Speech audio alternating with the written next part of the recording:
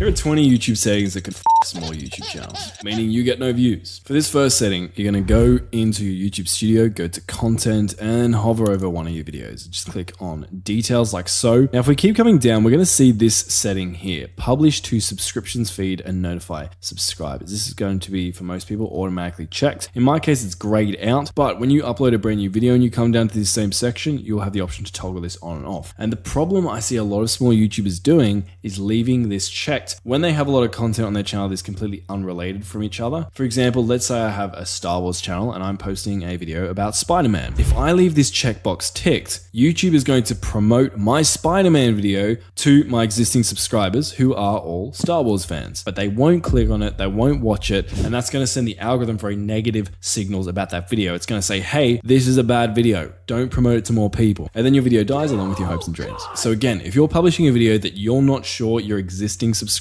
no matter how small your channel is, are going to want to click on and watch, uncheck this button. Yes, the video will grow much slower in the beginning, but it's not going to get the wrong data through YouTube promoting your video to your past subscribers who aren't going to be interested in that content. Next thing I want to show you, also on this same video page, just below the playlist section, and it's called the copper section. Basically, you need to accurately designate whether or not your video is made for kids or not. And when we say made for kids, just because kids would find the video interesting doesn't mean it's made for them. In this case, kids is defined as people under the age of 13. And I think we could safely say that kids would be interested in watching Marvel movies. It doesn't necessarily mean, though, that Marvel movies are specifically designed for people under the ages of 13. There just happens to be some audience overlap. On the other hand, Peppa Pig, probably appealing to many people under the age of 13. However, most older audiences are not going to be interested at all. And so it'd be safe to say that Peppa Pig is designed for kids. Hope that makes sense. Now, why this is important is, one, if you misdesignate this, technically you could cop a very expensive fine, although I haven't actually seen it happen. And the other thing to be aware of here is that if you check yes, this video is made for kids, the video is going to have very limited options. There's going to be no comments, you're not going to be able to make money from the video, and a whole bunch of other annoying things. A little bit technical as well, but really important to get this one right. The next setting, we're going to scroll a little bit down from where we just were, still on the video page, and we're going to come to allow automatic chapters and key moments. Chapters are when you see the video play bar on YouTube broken up into segments with a title for each segment. Now, you can create chapters manually, like I'll briefly show you how to do in a second, or you can allow YouTube to automatically chapter your videos. The problem with this, YouTube's AI is still not very good. It can add really dodgy chapters to your videos that are very confusing, or that just completely spoil and give away your entire video.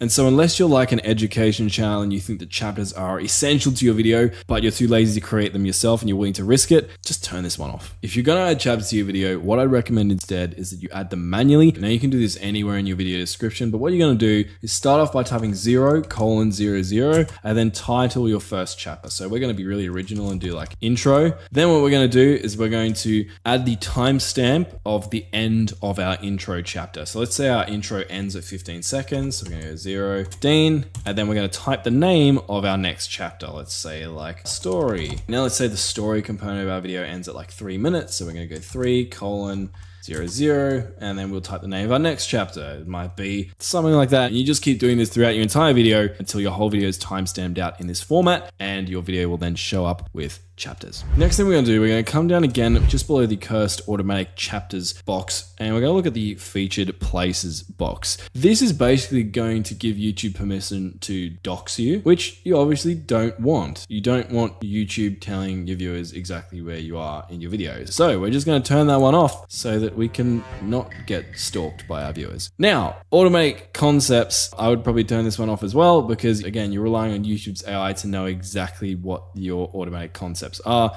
It is an experiment at this point as well, so turn it off just to be safe. If there's something really that confusing, then you should probably clarify it in your actual video. Now what we're going to do, we're going to keep scrolling down, and we're going to come down to this section, licensing and distribution. Now this is going to default to the standard YouTube license, which doesn't kill your videos, but it makes it more difficult for other people to reuse your content. My controversial opinion is anyone reusing your content is free marketing for your videos, and if their content happens to do way better better than your video, then it's a great case study for you to learn from. If they reuse your video and it gets like 10 times the amount of views as you can look at that and be like, hey, what did they do that made them successful, and how can I do that but better in my next upcoming videos? So it's win-win either way. So what I would do is click on here and change this to Creative Commons Attribution, which is going to give other creators permission to reuse your content in their videos. This next one, beginners do this all the time and it really bugs me and it hurts their channels. When you start off a channel, if you have no content, obviously your channel is going to have no content, but when you start creating content, your channel homepage, when you go to it, is going to look something like this. Now this is bad. It means you're going to get a lot less views than you probably could be, and so we're going to fix that. On your channel, you can find this through YouTube Studio as well, but you can just come to here and customize channel, and it's going to take us to this page. Basically, if we come down here, we can see featured sections. This is what's going to allow us to do that cool thing that a lot of big channels do, that makes their channel homepage look full and vibrant and have lots of videos on it, meaning that you potentially have more opportunities to get more views. What we can see is that these big channels have multiple sections of content on their homepage, and to get something that looks like that, what you're going to do is hit on add section, and then what you can do is select videos, popular videos, short videos, or you can even feature things like playlists or past live streams. Now, another thing that can hurt your channel a lot, if you're not predominantly a YouTube Shorts channel, is YouTube is really trying to push Shorts right now because TikTok. And so by default, YouTube is going to have a Shorts featured section at the top of your channel homepage. That means that if you have shorts and long form videos on your channel, the first row of content people are going to see when they land on your channel is a list of your YouTube Shorts. Long story short, no pun intended, what you want people to be seeing most of the time, again, unless you're a dedicated YouTube Shorts channel, is your long form videos. It's going to get you the most watch time. It's going to give you the opportunity to make a more in-depth connection with your audience. And so what we're going to do is either, if you have lots of different featured sections, you can move this Shorts videos thing down to the bottom by clicking and dragging. So it's only going to be found by people who don't find anything satisfying at the top of your channel page and are just scrolling down, hopefully catch a few of them. Or if you don't have enough content to have a lot of featured sections on your channel, I would say just click on these three dots and just remove this. Then come up here and hit publish and you're done. Now, speaking of small YouTube channels, another essential setting is found in your YouTube Studio also. So if you're in your YouTube Studio, you're going to want to come down to settings. Then in settings, you're going to come to channel. In channel, you're going to come to feature eligibility. Now, what you're going to want to do is click on these drop downs, basically complete these verification steps because it's going to let you make longer videos. And most importantly, it's going to allow you to add custom thumbnails to your videos and live streams, which is a killer feature that if you don't use, you're going to be killing your videos in the bad sense. So another thing you're going to want to do is go to settings, then you're going to come to channel. In channel, you're going to want to actually select your country of residence. Now, this might sound like a really small and trivial thing. Reason this is important is that when you get monetized, this is going to have like some implications on tax and stuff. So if you don't select this correctly, or if you do what some sneaky people do and they try to select the US because they want to try and trick people into thinking that they should be promoted to more US audiences because that's like a high RPM niche and they're going to make more money. No, you're not going to make more money because you're going to have all these tax issues and it's just going to be annoying. So just make sure this is set right, because set incorrectly, it could be really annoying and mess up your hard-earned paychecks. Now, this one's a really ninja setting that actually isn't really a setting, but I'm going to include it. So you're going to come to your channel and then you're going to come and copy your link. And then what you're going to do is open up a text doc, going to paste your channel link in there. And then what you're going to type in is !sub_confirmation equals 1. Now, when someone clicks this link, they're going to be redirected back to your channel. And if they're on desktop, they are going to be presented with a pop-up that's going to prompt them to subscribe to your YouTube channel. So you can use this link if you have related social media, or you can literally just use it in like the descriptions of your videos, in the about section or bio of your channel, which we'll talk more about later. And just having this link in more places can actually surprisingly increase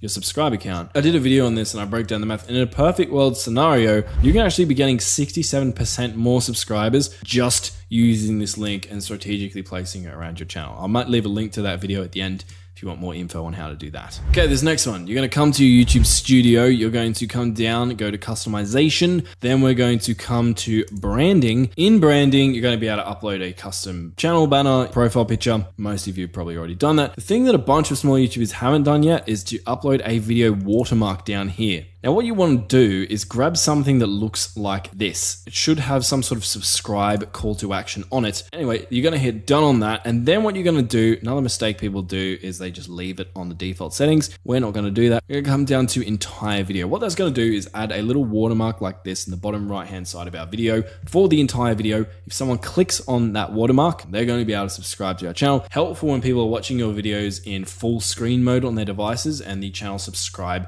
feature is not showing up for them. I'll try and remember to put a download link below for this particular image if you want to use it. And as always, with any of these settings that I've been talking about, you usually have to hit like publish or save or change somewhere. So just make sure you do that, because otherwise you'll be dumb and I'll laugh at you. All right, our next tip, we're going to come down to settings and we're going to come to channel. Here in keywords, what you're going to do is add some keywords that are related to your channel and your channel name. It's going to make it a little bit easier, supposedly, for people to be able to find your YouTube channel when they're actively looking for it. I actually haven't found this to have a huge impact, but pretty easy to add some keywords in there, so I guess you might as well do it. And so unless you like the idea of not getting more views and subscribers in the future, then you should probably do this. So for example, I might put my channel name, hit enter, that's going to add a tag. I can put individual words like cest channel, or I can put really long keyword phrases in here that are highly related to said channel. Now, the next thing I want you to do, we're going to come back to customization and we're going to go to basic info, not branding. You didn't see that. And in your description, you're going to insert a description. Now, that might seem like it doesn't matter very much, but it does nowadays, because with a recent YouTube update, the first line of your description actually shows up on your channel homepage when people visit it. So if you do what a lot of these small YouTubers do, where it's like, hey guys, welcome back to my channel. On this channel,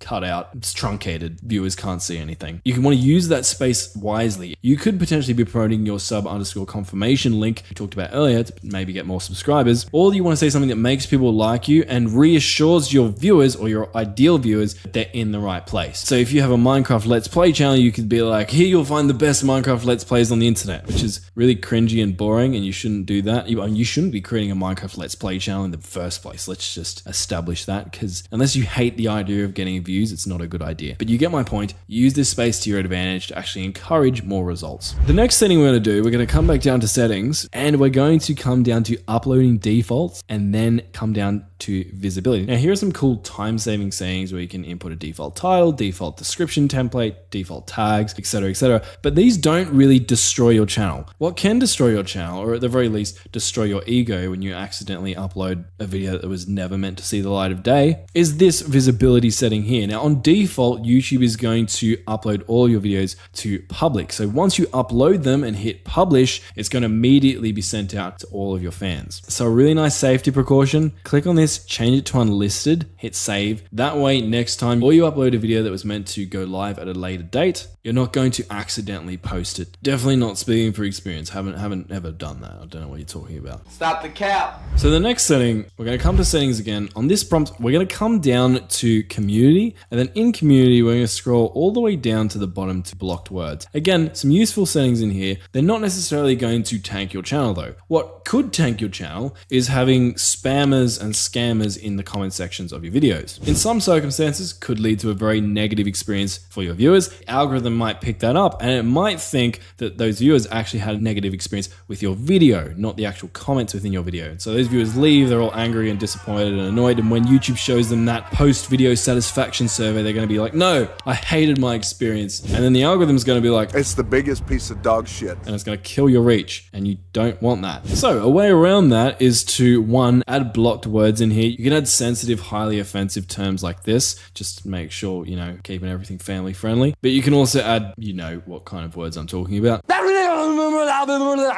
What I find more helpful though is that a lot of scammers and spammers, they target certain niches, and so the wording is often very similar across multiple of their messages. And so if you can figure out what that wording is, you can just insert it in here, and then when they leave a comment, it's going to be automatically flagged by YouTube. Another thing, dodgy links. Click on this checkbox. People aren't going to be able to post it, so your viewers and you are not going to get scammed. Next thing, we're going to come back to a video settings, go to details, and just scroll down. Again, you can find these settings in a video that's already been posted, so you can fix your older videos, or you can just edit these as you're uploading a video. The UI is very similar. What you're going to do is come to shorts remixing. Basically, this is going to let other people create shorts using the content from your video. Again, I would allow this personally because it's free marketing for you. Now, the next thing right below that is category. Usually YouTube's just going to select a very broad, often wrong category for your video here. What you're going to do is come in here and actually select the category that your video would most accurately fit into. Especially if you're a smaller channel, this is going to help the algorithm get a little bit more of an idea of what your video is actually about so it can promote it to the right people and the right audiences to begin with. And how it can do that, especially with some categories now. For example, if I was to go gaming here, it's actually going to give you an additional drop down where you can type in the name of your game and select it, and then it's actually going to show up in your description. It's just going to make it easier for YouTube to group videos together, figure out what topics videos are about, and then promote related videos to the right viewers. The next thing I want to talk about is the schedule setting. Now, most of you have probably seen this, so it's nothing new. The problem you probably have is that you're scheduling your videos, if you're scheduling them, at the wrong time. So how you're going to fix that is come to your YouTube Studio,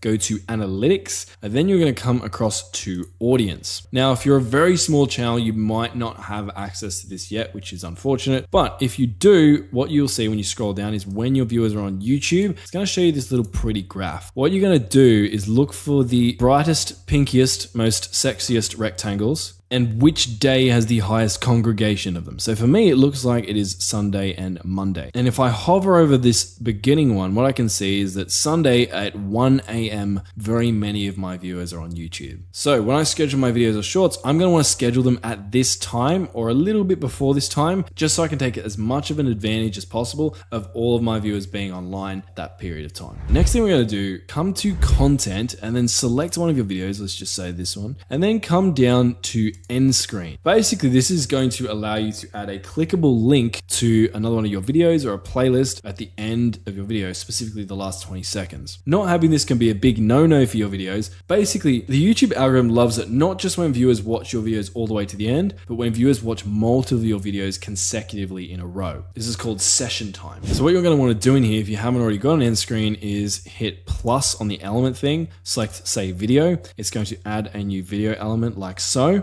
You can drag it around, position it, set the time frame for it, and then hit save. In this particular case, this element is going to promote my most recent upload, but you can also make these elements promote the video that the YouTube algorithm thinks is going to be best for them, or you can select a specific custom video yourself by clicking on this option and then selecting said custom video. And then you just hit save. This next one's to do with YouTube Shorts. Basically, when you upload a YouTube short and you go through the upload process, in the video elements section, there's a new setting where you can add a related video. This is basically going to allow you to select a specific video, let's say this one, and then when you publish your short, viewers of the short are going to be able to see a link that looks like this. If they click on it, they're going to be taken from your short to your full-length long-form video. And I'd say most small creators probably want to get as much data as possible on their videos, so you're going to want to connect your shorts to your videos so you can get as many additional views as possible. But if you've applied all these settings and you're still not getting any views, you're probably going to want to watch the video I'll leave on screen. It's going to give you an in-depth step-by-step breakdown of a few pretty cool strategies that can significantly increase your views. I'll see you there.